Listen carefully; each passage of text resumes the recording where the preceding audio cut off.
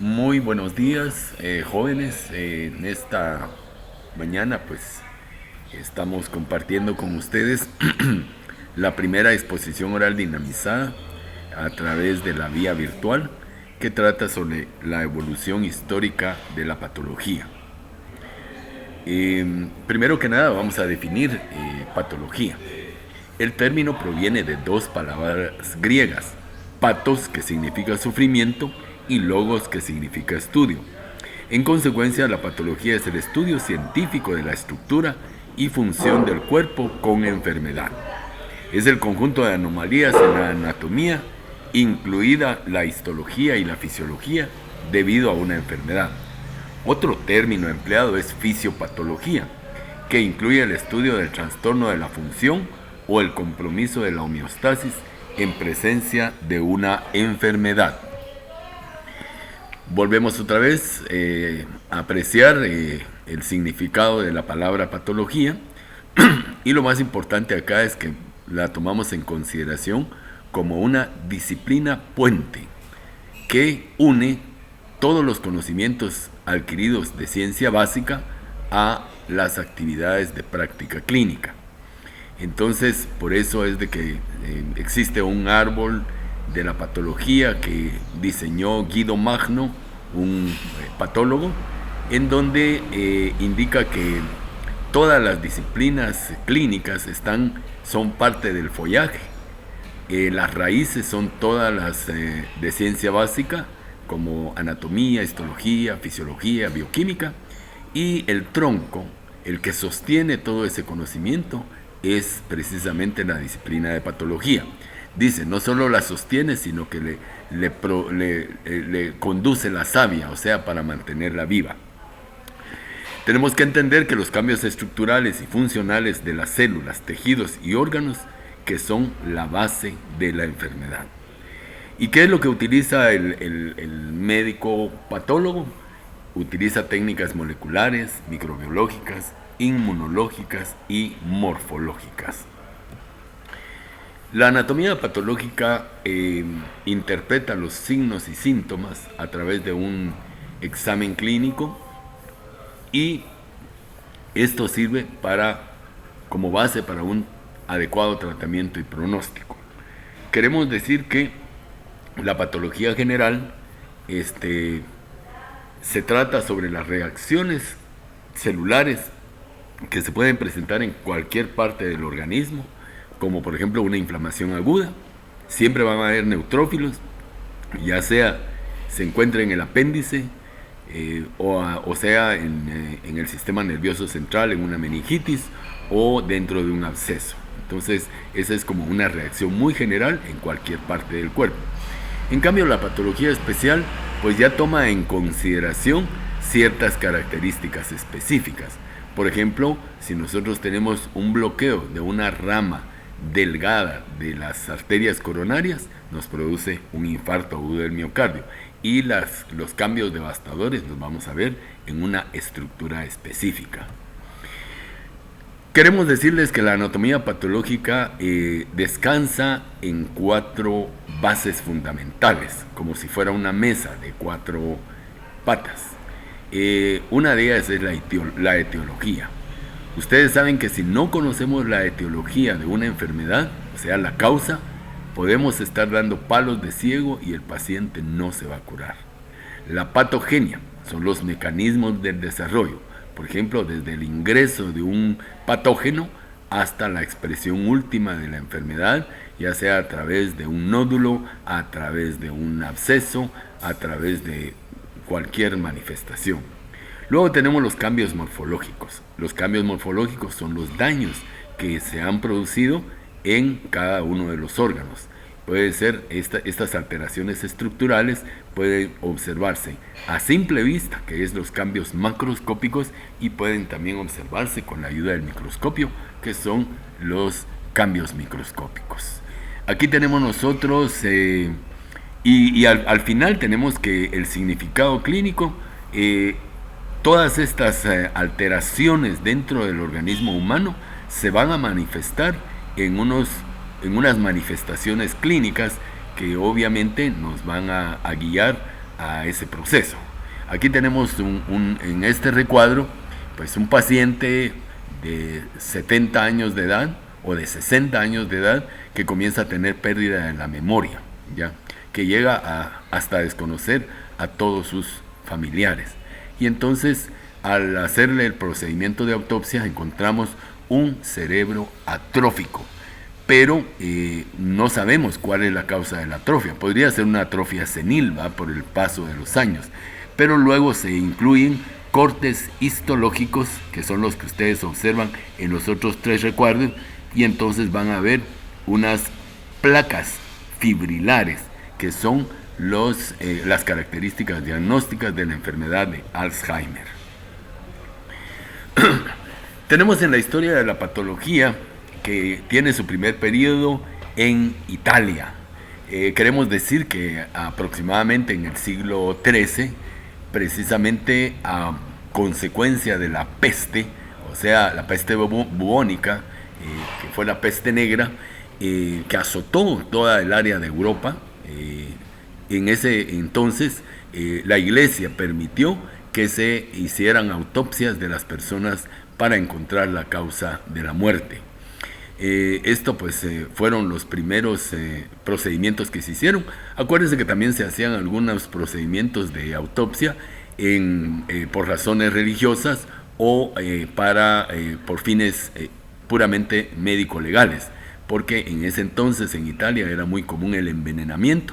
Entonces, a través de esto, al examinar los órganos, se podía saber si era una causa inducida por envenenamiento. Luego, ahí tenemos a varios patólogos importantes en Italia, desde Benivieni hasta Morgagni, y luego saltamos a un segundo periodo que es en Francia, durante las primeras 4 décadas del siglo XIX.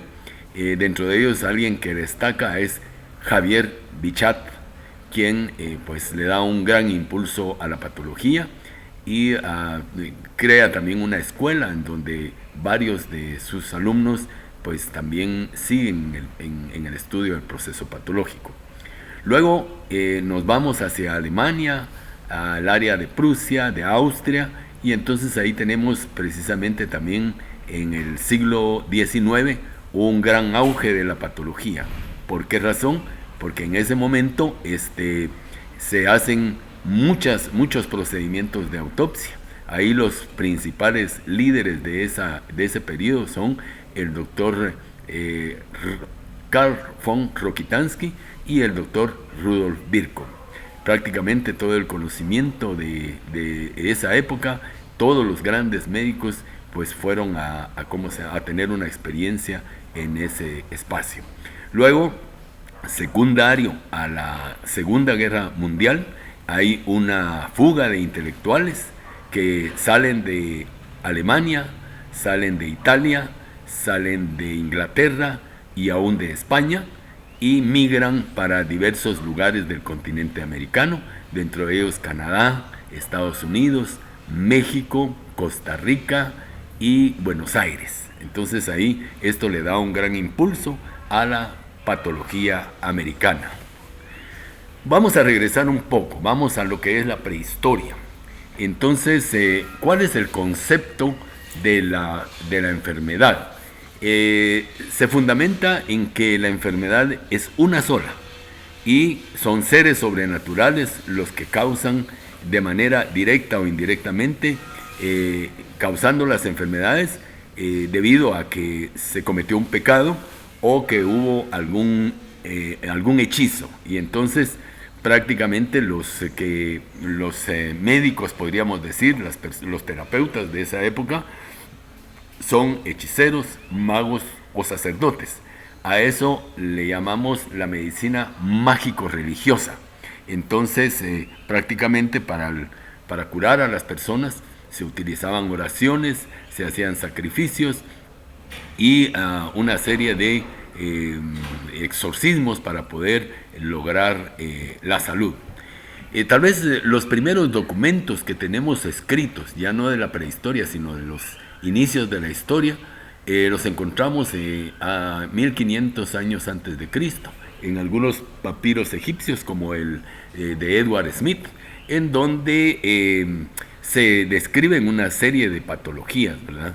Como algunos enanos acondroplásicos, cambios que producían joroba por raquitismo en algunos niños, lesiones tuberculosas en la columna vertebral como el mal de Pot, lesiones vasculares como la aterosclerosis, que fueron documentadas al poder explorar las tumbas de los faraones y las personas que eran, digamos, sacrificadas con ellos. Luego damos un salto a Grecia, que son los que le confieren a la medicina un carácter precientífico. Ya dijimos que la enfermedad era producida por enojo de los dioses, por haber cometido un pecado, por espíritus y demonios, pero viene la cultura helénica y entonces trata de encontrar una causa orgánica de la enfermedad. Hipócrates y Galeno buscan o indican que hay una causa fisiológica, y ahí es donde da paso a lo que se llama la teoría humoral, de la que vamos a hablar un poquito más adelante. Luego, pues aquí estamos mencionando ya a Benivieni, que da algunos detalles anatómicos en los que vamos nosotros a puntualizar más adelante. Entonces aquí tenemos a Hipócrates. Hipócrates ya es alguien que indica que al paciente hay que escucharlo y hay que examinarlo para poder observar cuál órgano es el que se encuentra enfermo. Galeno también, él pues sigue prácticamente los pasos de Hipócrates, también el griego, y él pues traslada, digamos, bastante de los conocimientos que Hipócrates había desarrollado. Sin embargo, lo convierte en un dogma, y ahí es donde se pierde un poco la idea original de Hipócrates. Abajo tenemos la imagen de Antonio Benivieni, de quien vamos a hablar más adelante. Bueno, entonces hablemos un poco de la teoría humoral.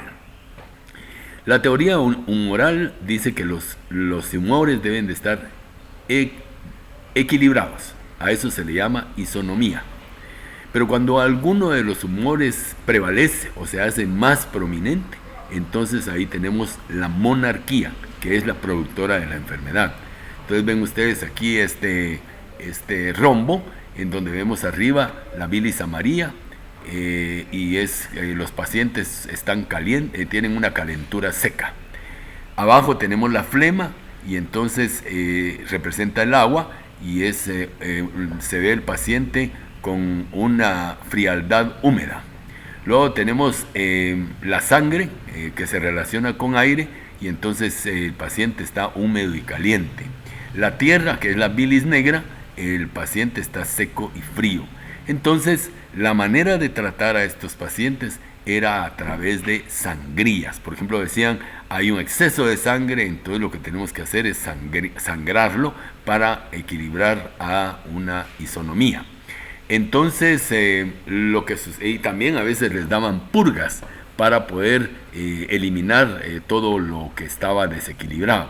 Otra situación es de que les generaban algunas dietas para que los componentes de los alimentos no siguieran generando esa enfermedad. Yo creo que llega hasta nosotros esta influencia de los humores, ya que si ustedes escucharán dentro de nuestras gentes, de las comunidades, dicen, la señora está embarazada, entonces ella no puede comer comidas frías. Entonces, porque ella, por estar embarazada, pues está en una situación caliente, y si no, esto nos puede generar un problema de salud. Entonces vemos pues hasta dónde ha influido toda esta teoría que se originó desde Hipócrates. La salud, el resultado del equilibrio entre los humores. Bueno, ahora hablamos de Antonio Benivieni, 1440-1505, médico italiano, pionero de la anatomía patológica. Su libro habla sobre, el título del libro es sobre algunas causas oscuras y admirables de enfermedades y curaciones. Antonio Benivieni es alguien muy polifacético. Antonio Benivieni, que es Antonio di Paolo Benivieni. era médico clínico, era obstetra, hacía procedimientos quirúrgicos y además de eso pedía permiso a la familia para realizar una autopsia cuando el diagnóstico no había sido alcanzado durante la vida.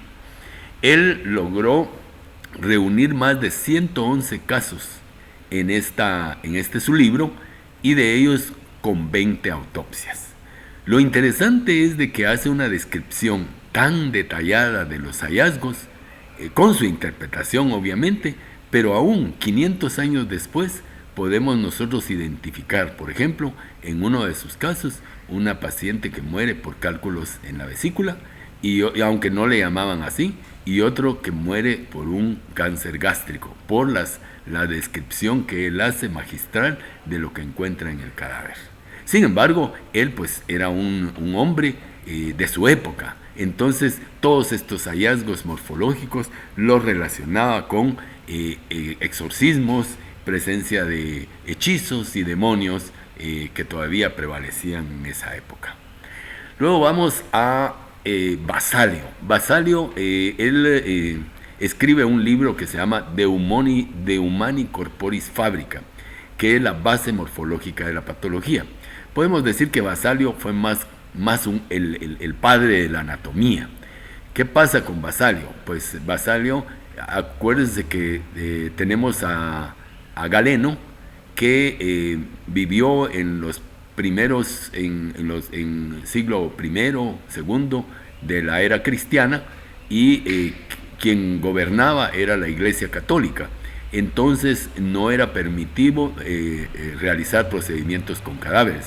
Entonces Galeno lo que hizo fue hacer disecciones en marranos y utilizó una anatomía comparada, y por eso cometió muchos errores. Otra cosa es de que existían prosectores, que eran los que abrían los cadáveres, y el profesor con una vara larga iba señalando los diferentes órganos. Pero viene Vesalio, que él tiene un concepto totalmente diferente, y él se dispone a realizar las disecciones él mismo, y entonces comienza a encontrar los errores que había planteado Galeno, y pues él prácticamente en base a lo que él realizó es que encuentra una realidad totalmente distinta. Vamos a hablar un poquito más de Vesalio más adelante. Luego vamos a pasar a Juan Bautista Morgagni. Él también escribe un libro muy interesante en el siglo XVIII, y que trata sobre el sitio y las causas de las enfermedades a través de la indagación anatómica. Entonces, algo maravilloso de esta época es que él estuvo en la época de Corvisart y Laennec, que eran prácticamente grandes clínicos y que eran muy humildes en su criterio.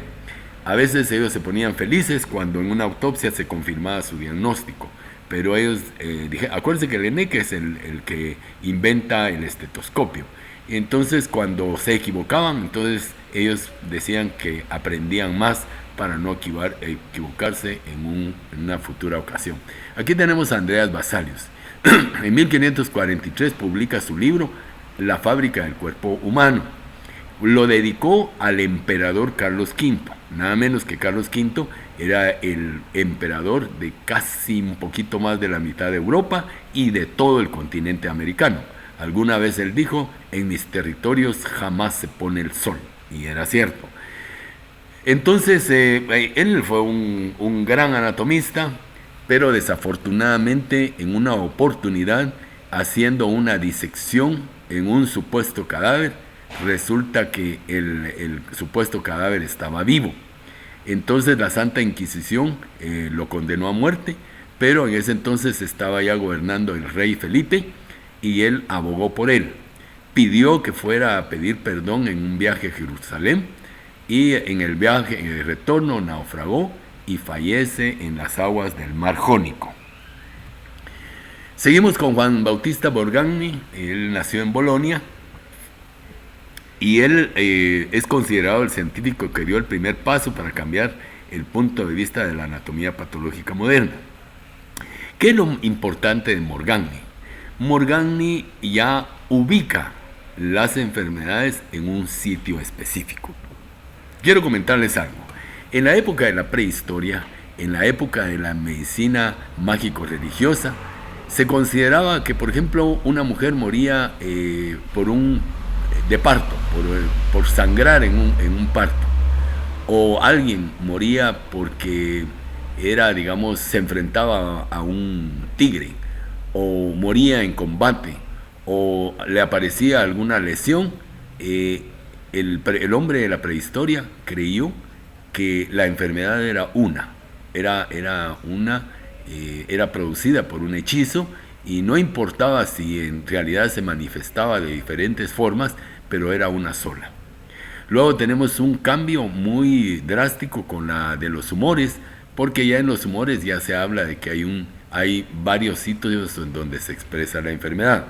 Pero con Juan Bautista Morgagni ya él indica que la enfermedad se produce por el mal funcionamiento de alguno de los órganos. Entonces ya ubica las enfermedades a nivel del cerebro, en donde prácticamente pueden haber convulsiones, pérdida del conocimiento, o en el corazón con problemas de dolores del pecho, en los pulmones cuando hay dificultad respiratoria.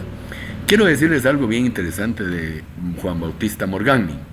Él fue uno de los que insistía en el libro que escribió, en donde él reporta casi 700 autopsias con su componente clínico. Y de él, pues, nosotros partimos de lo que se pide en la historia clínica, digamos, edad, sexo, lugar de trabajo, lugar de origen, o sea, a qué se dedicaba, y lo tomaba en cuenta, digamos, además de los signos y síntomas que él presentaba durante su vida. Eso pues es un mérito para Morgagni, y que él correlacionaba todos estos hallazgos con lo que se encontraba posteriormente en los órganos afectados. Luego vamos a ir con Félix María Bichat. Bichat, bueno, podemos decir que Morgagni vivió mucho tiempo y fue un médico famoso. Le llamaban Su Majestad Anatómica, y reyes y papas lo consultaban. Fue un hombre que verdaderamente disfrutó su longevidad y su éxito. Sin embargo, tenemos a Bichat, que él muere joven. Él muere antes de cumplir los 31 años.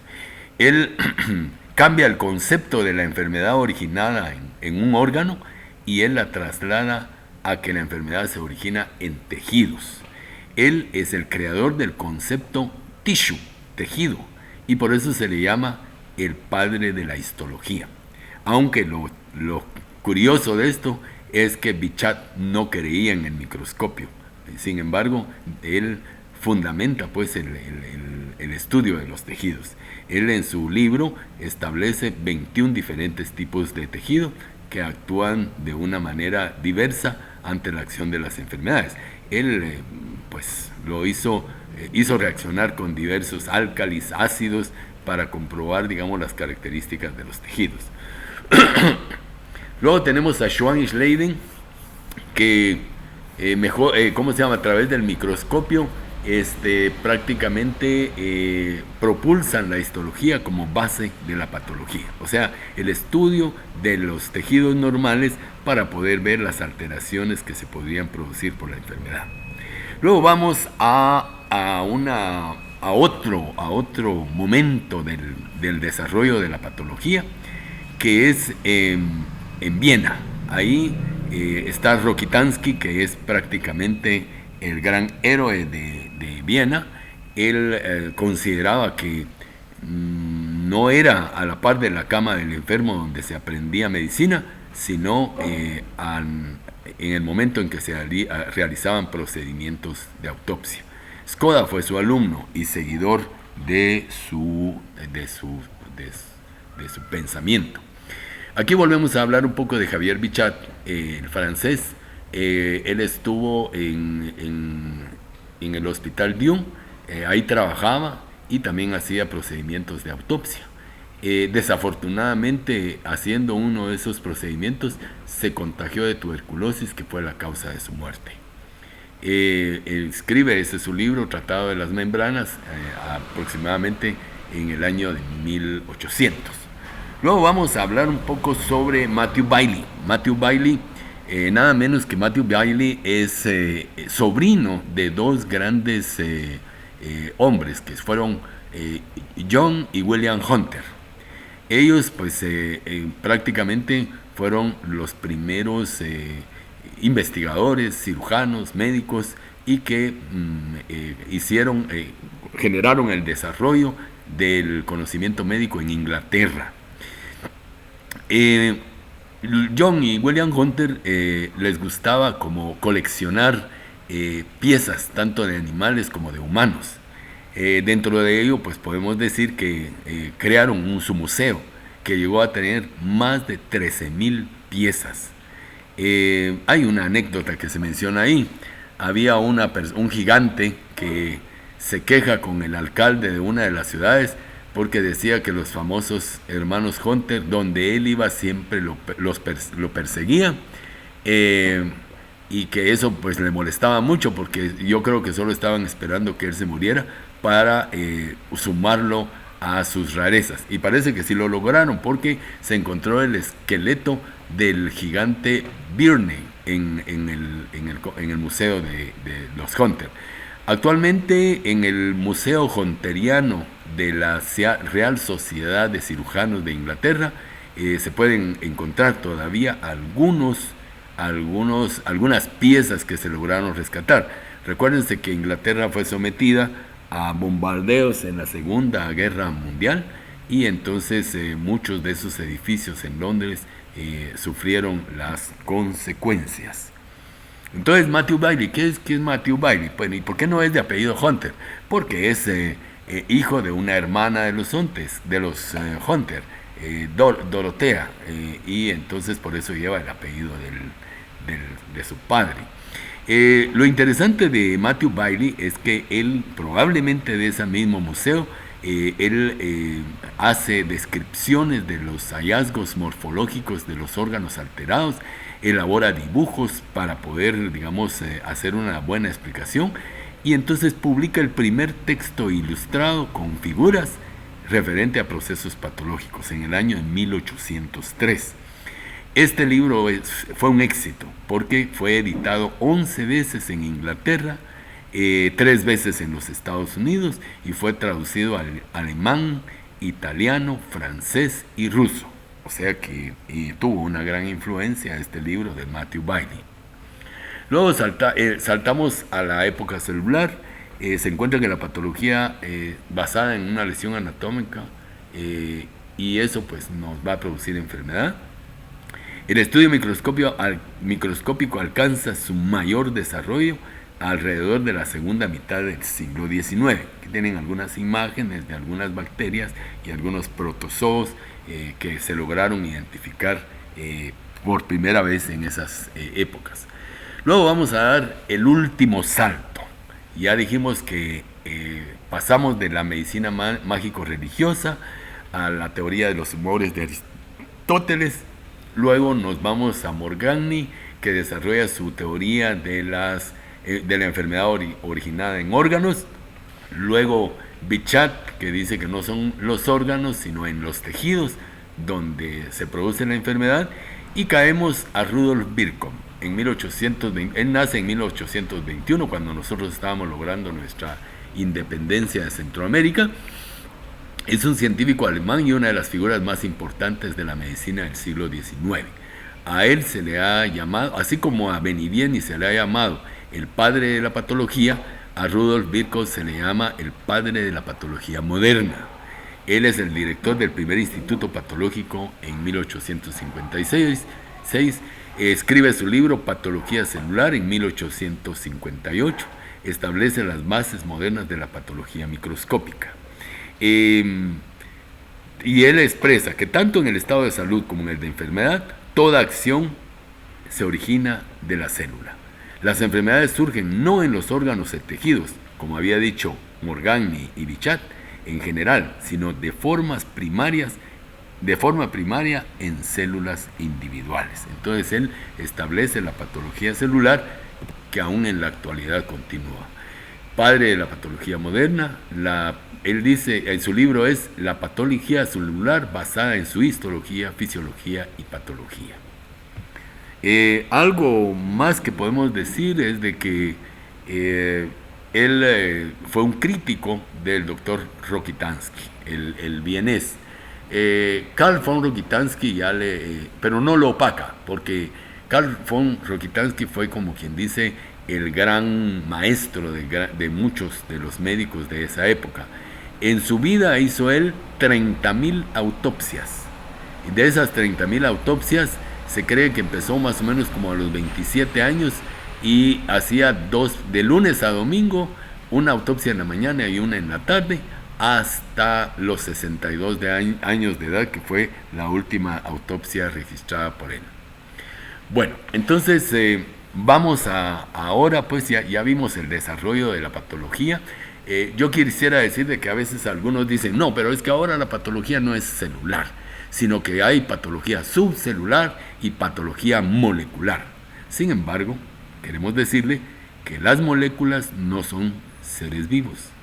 Y las organelas, si se enferma la organela, no se enferma la organela ella sola, sino quien se enferma es la célula. Entonces, eso de que algún día vamos a pasar a la subcelular y molecular, pues únicamente nos sirven para interpretar los daños que son sufridos por las células. Pero prácticamente el elemento viviente más pequeño que tiene vida, o sea que nace, crece, se reproduce y muere, es la célula. Luego vamos a dar un salto a lo que es la patología quirúrgica. Recuérdense ustedes que el desarrollo de la patología se centraba mucho en la investigación de las enfermedades y los estudios post-mortem, o sea, todos los estragos que había producido la enfermedad en los seres humanos. Pero con la migración de los intelectuales de la Segunda Guerra Mundial, como les dije, vinieron de Alemania, de Italia, de España, de Austria, huyendo de las atrocidades de la guerra.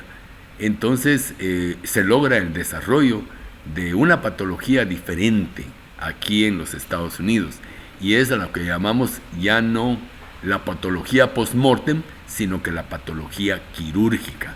Entonces, después de ser la patología una disciplina retrospectiva, se convierte en una disciplina prospectiva, útil y activa. Entonces, podríamos decir que no tenemos que esperar que una persona tenga que morirse para poder llegar a tener su diagnóstico, porque ya en ese entonces ya no sirve de mucho. Muchos, por ejemplo, dicen, el patólogo lo sabe todo, pero ya muy tarde. Ese era el criterio que existía en aquel entonces.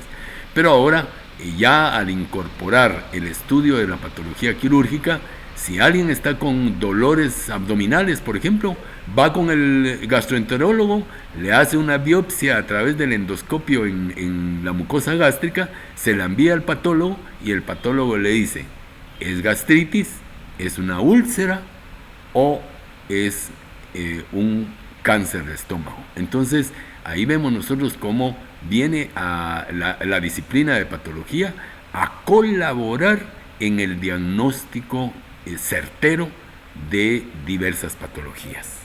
Por ejemplo, tenemos un paciente con dificultad respiratoria, con problemas de hemoptisis, o sea, está vomitando sangre, le hacen una biopsia bronquial y el patólogo puede decir, esto es producido por tuberculosis, si encuentra granulomas, o puede decir, este es un tumor maligno, un carcinoma epidermoide del bronquio producido por el hábito de fumar. Tenemos otro procedimiento también un poquito menos invasivo como la biopsia, que es la citología. La citología es como un raspado gentil producido por una espátula de madera. Ahora tenemos algunas brochitas o si no, espátulas de plástico que se frotan en una superficie mucosa, por ejemplo, como la mucosa oral, la mucosa nasal o en la mucosa cérvico-vaginal.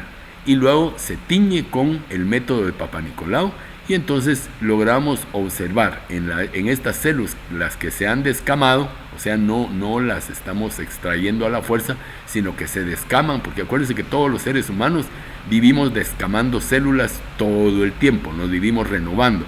Entonces esas células descamadas pueden tener alteraciones. Eso contribuyó, por ejemplo, porque el que introdujo ese método de teñir las células fue precisamente un médico griego que migró también a los Estados Unidos, que era el doctor George Papanicolau. Él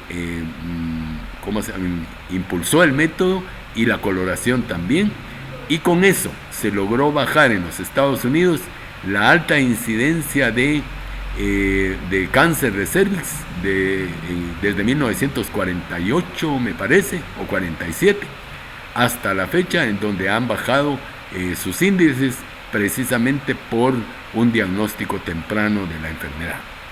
Varios médicos por ejemplo, Pensilvania fue uno de los lugares en donde inicia la generación de la patología. Aparecen los doctores Welch, Stout, Ackerman. Ackerman pues, uno de los que escribe uno de los libros más importantes de patología quirúrgica, que prácticamente es como la Biblia de los patólogos, y que después sigue publicándolo con ese mismo nombre el doctor Juan Rosay, que es un italiano que se educó en Argentina, y no sé si hace poco por la situación de edad o COVID falleció, me parece, en este 2020. Tenemos el Instituto de las Fuerzas Armadas de Patología.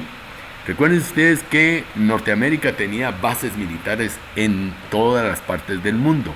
Entonces ahí prestaban algún servicio de salud, y entonces ellos lo hacían también como para poder conocer las diferentes enfermedades a las que se podrían enfrentar sus soldados.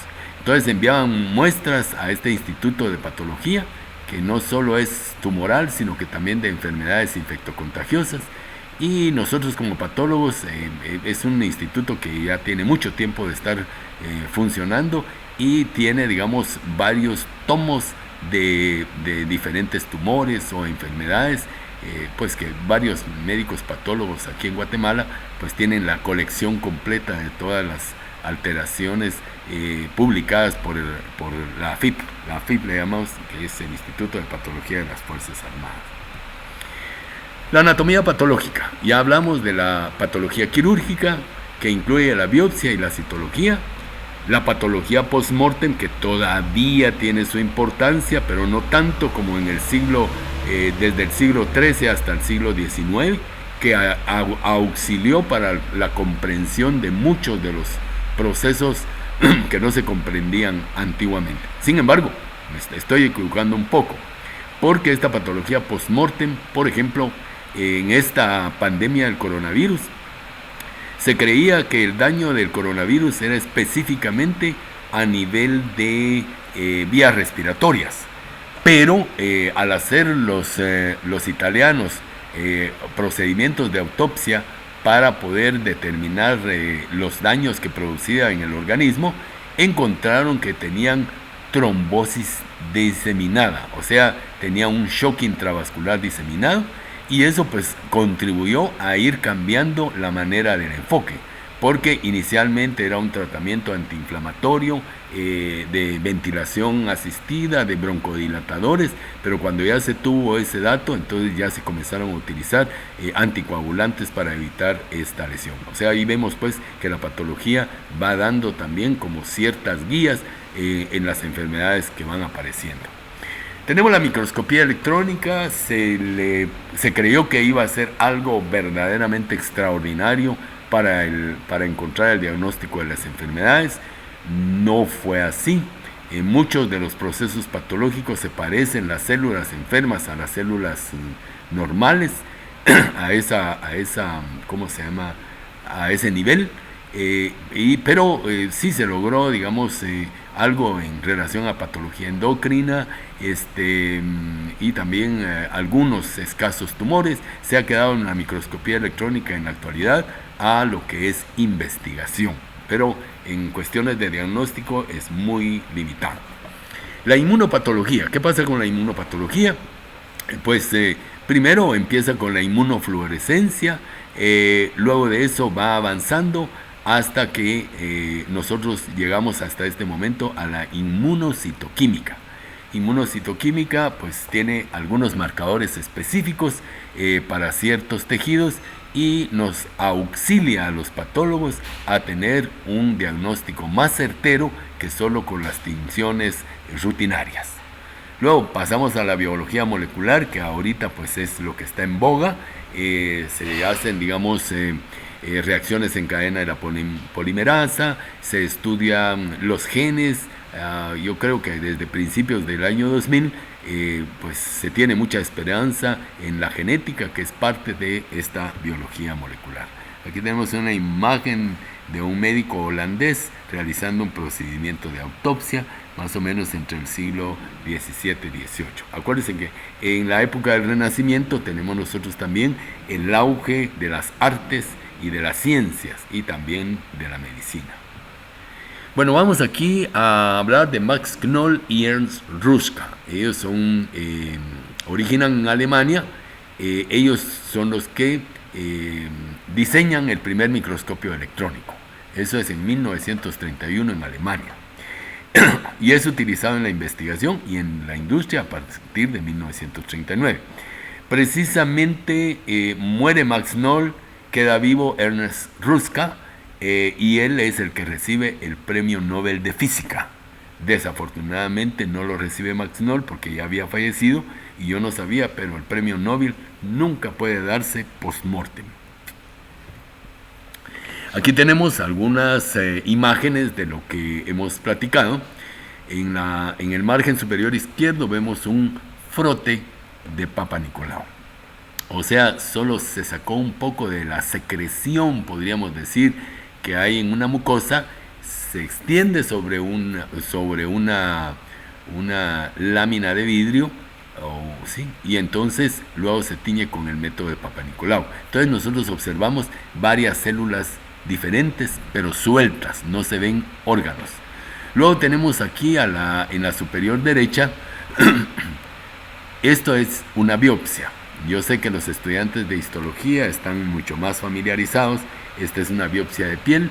La parte más oscurita en la parte de arriba es la epidermis y la de abajo es la dermis. Y encerrado en un círculo estamos viendo un crecimiento anormal que tiene una forma como de un rompecabezas. Y este es un tumor de la piel, el más frecuente en Guatemala. Afortunadamente, si se diagnostica temprano no produce mayor consecuencia, que se llama carcinoma vasocelular. Luego vamos aquí a la inferior izquierda y estamos viendo un tejido teñido con inmunohistoquímica. Entonces, ustedes ven que se buscan los anticuerpos monoclonales y en un determinado momento se utilizan algunos colorantes, marcadores, y entonces destaca sobre la superficie, siempre es ese color como marrón ocre. Entonces cuando es positivo nosotros observamos esas características. Esto nos ha ayudado enormemente para poder, digamos, ubicar el origen de algunos tumores. Por ejemplo, a veces nosotros vemos algunos tumores y pensamos, este tumor puede ser un tumor, ¿qué les diría yo? Un tumor, un adenocarcinoma, y le marcamos y resulta que es un tumor que se origina de los linfocitos. ¿Pero por qué? Porque estamos utilizando diferentes marcadores. Entonces eso va a orientar la terapéutica y el pronóstico hacia otra dirección. En la parte inferior derecha tenemos una imagen de microscopía electrónica que, como les dije, pues se tuvo mucha esperanza como diagnóstico, pero ahora ha servido mucho para tareas de investigación. Luego vamos a dar un salto a lo que es Guatemala. En Guatemala, pues prácticamente se inicia la patología con los tres Carlos. Estaba el doctor Carlos Martínez Durán, Carlos Vizcaíno Gámez y el doctor Carlos Tejada Valenzuela. Ellos fueron los primeros tres patólogos que pusieron laboratorio en Guatemala y eran encargados del diagnóstico a principios del siglo pasado. Eran personas muy inquietas. El doctor Carlos Martínez Durán, además de patólogo, era historiador, y él pues obviamente escribió varios libros, dentro de ellos uno muy interesante que es Historia de la Medicina en Guatemala, que se los recomiendo, debieran de conocer algo de lo que ha sido en nuestro país. Él para nosotros es el ideal del patólogo, nos sentimos muy orgullosos de él. Por ejemplo, la avenida que pasa frente al CUM lleva el nombre del doctor Carlos Martínez Durán. El salón de profesores de patología se llama Carlos Martínez Durán. El reconocimiento que se le tiene es, él fue profesor de patología del Hospital San Juan de Dios hasta que muere en el año de 1966. Él fue en tiempos de la Revolución de Octubre ministro de Educación y también fue rector de la Universidad de San Carlos en 2 oportunidades, por eso se le llamó rector magnífico. Escribió varios libros muy interesantes, probablemente con unos 20 libros sobre diversos temas. Hay uno que trata sobre sus viajes por Europa. Él fue un patólogo reconocido a nivel mundial.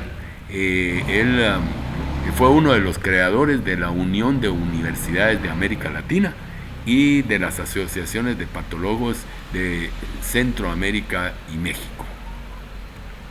Aquí tenemos el Hospital Roosevelt, que es un lugar en donde nosotros realizamos algunos procedimientos de autopsia, o si no, manejamos algunas piezas quirúrgicas cuando se tiene el laboratorio de patología, pero cuando es presencial. Ahora pues solo para que identifiquen el edificio. Aquí tenemos al doctor Jorge Rosal, uno de los grandes jefes que tuvo el Hospital Roosevelt y que además de ser director de fase de la Facultad de Medicina, también era el jefe del Departamento de Patología y Laboratorios Clínicos del Hospital Roosevelt. Desafortunadamente él va al exilio por su pensamiento político y lo amenazan, le desaparecen un hijo y de esa manera pues él tiene que huir al extranjero. Luego tenemos aquí el Hospital San Juan de Dios. Aquí tenemos la parte de la consulta externa y en el extremo izquierdo ahí es donde ingresan los estudiantes. Esto lo presentábamos precisamente para orientar a los estudiantes para ir a hacer sus procedimientos de autopsia o para realizar sus manejos de piezas quirúrgicas en el hospital. Luego vamos a ver, esta es una imagen del doctor Héctor Federico Castro. Él pues fue un patólogo formado en Baylor, Estados Unidos, igual que el doctor Jorge Rosal, que también fue formado en Norteamérica. Vinieron a compartir sus conocimientos con las nuevas generaciones de médicos en Guatemala. Él pues fue un formador de varias generaciones de patólogos y muy conocido y muy reconocido dentro del ámbito médico. Aquí tenemos nosotros la morgue central del INASIF. Esta es otra práctica que se realiza. Cada estudiante tenía la oportunidad en la época presencial de asistir a observar un procedimiento de disección anatómica en un paciente fallecido por causas médico-legales, o sea, por suicidio, por homicidio, por lesiones traumáticas, etcétera, etcétera. Entonces, también esa es una de las prácticas que se cursa en patología. Aquí tienen ustedes otras imágenes de lo que es el edificio de INASIF, que queda a la par del cementerio general.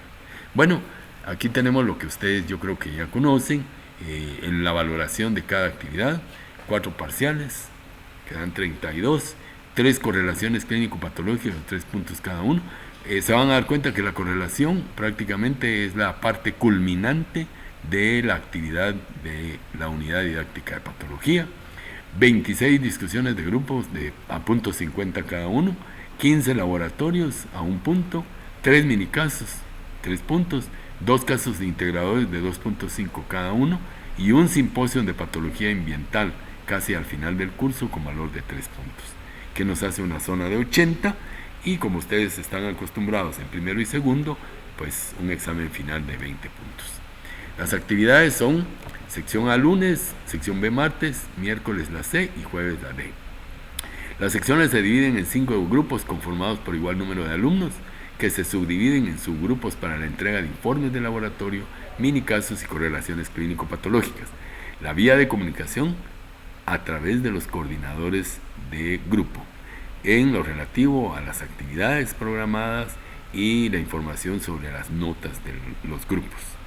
A la plataforma de patología se subirán las instrucciones de las diferentes actividades en línea para el desarrollo del programa del presente año. Vamos a terminar con algo. Los anatomopatólogos, que como les dije fueron los que se generaron a partir de la migración a los Estados Unidos, diagnostican enfermedades. En consecuencia, el conocimiento y el entendimiento de la patología son fundamentales para la formación de todo futuro médico, tanto el médico general como el especialista, dado que salvo que conozcan las causas, si no se conocen las causas, los mecanismos de desarrollo, la naturaleza y tipo de enfermedad, y comprendan el lenguaje que utilizan los patólogos al realizar sus informes de laboratorio, no serán capaces de instituir un tratamiento apropiado ni de sugerir medidas preventivas al paciente. Recuérdense que también hay otra disciplina que no solo son los patólogos, anatomopatólogos, sino que son los patólogos clínicos. Los patólogos clínicos lo que estudian son secreciones, por ejemplo, y alteraciones bioquímicas, lo que se le llama regularmente laboratorio clínico. Para que Guatemala tuviera un gran desarrollo, al frente de los laboratorios clínicos debieran de existir patólogos clínicos. La patología constituye para todo estudiante, ya lo dijimos, un puente entre la fase de aprendizaje inicial de ciencias preclínicas y la fase final de estudios clínicos. Vamos a recordar las palabras de un eminente médico que sienta las bases de la medicina moderna a fines del siglo XIX y principios del XX, que fue Sir William Osler. ¿Qué dice Sir William Osler? Su práctica médica será tan buena como su comprensión de la patología. Jóvenes, muchas gracias por la paciencia de escuchar.